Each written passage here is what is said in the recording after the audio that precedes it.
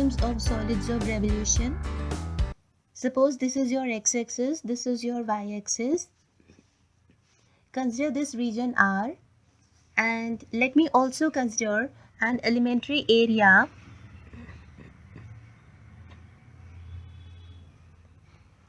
delta x, delta y at the point P. If this elementary area is revolved about the x-axis, these are the signs of arrows that represents that this elementary area is, if revolved about the x-axis, it will generate a ring of radius y.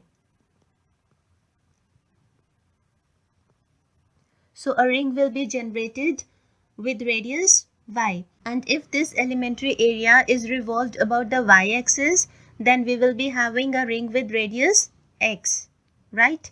Okay, now the elementary area for the point Pxy is delta x, delta y. And because this area is revolved about the x-axis, then elementary volume delta V, that will be equal to 2 pi. When revolving about x-axis, just write y. And then this area delta y, delta x.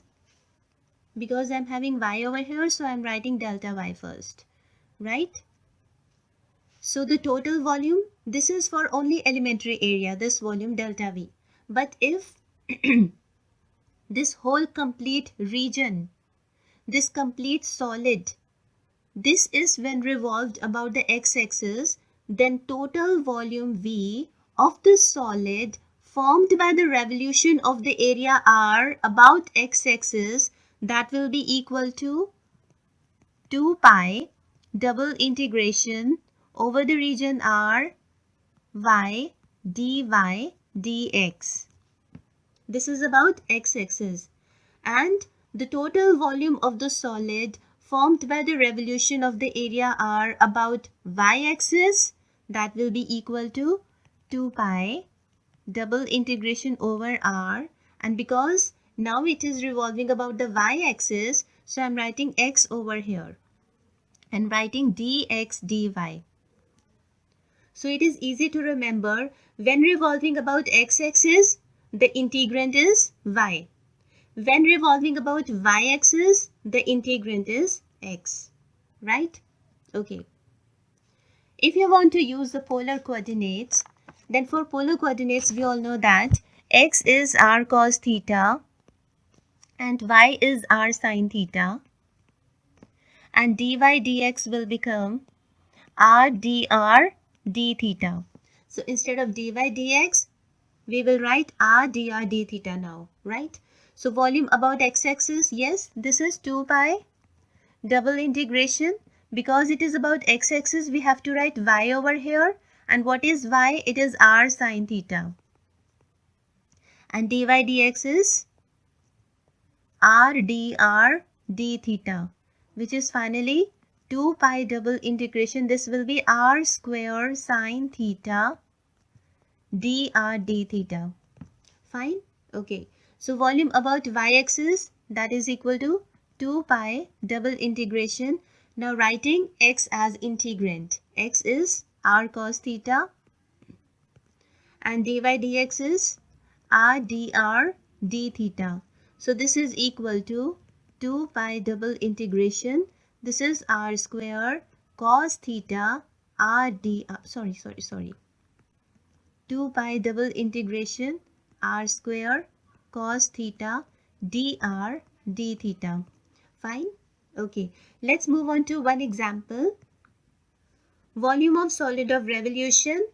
The ellipse is given to us x square over a square plus y square over b square equal to 1 about y-axis. We have to revolve this ellipse about y-axis, and then we have to find out the volume for the solid of this revolution.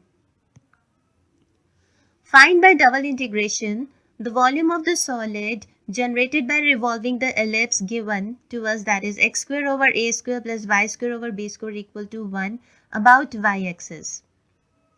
Now please notice over here, since this ellipse is symmetrical about y-axis, we all know that it is symmetrical about y-axis, right?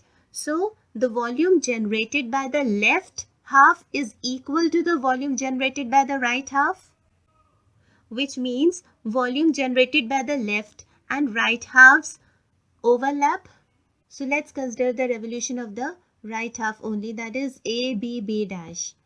Let me consider a small elementary area delta x, delta y, right?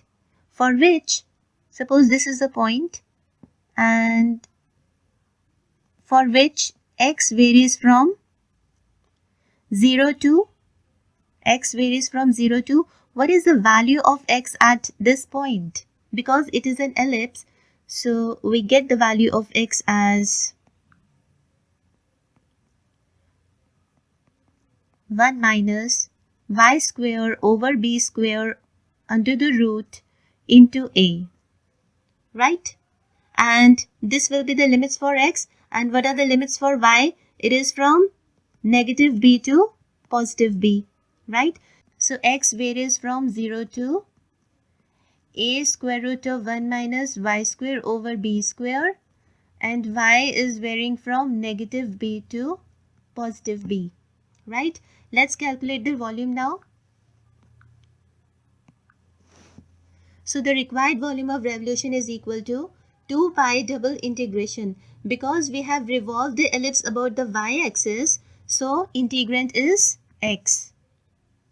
And because dx is written over here first, what are the limits for x? It is from 0 to 1 minus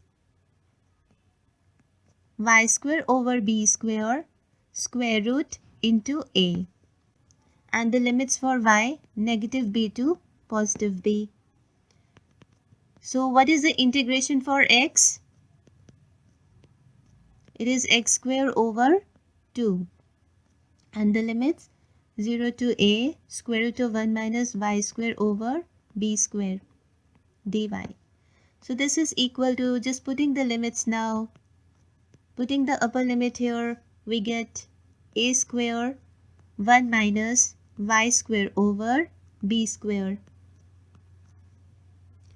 over 2. Let me take this half outside and this will cancel out, right? And then if you put 0, you get 0 over here. Now because this is your even function and the limits are also same with opposite signs, so integration becomes twice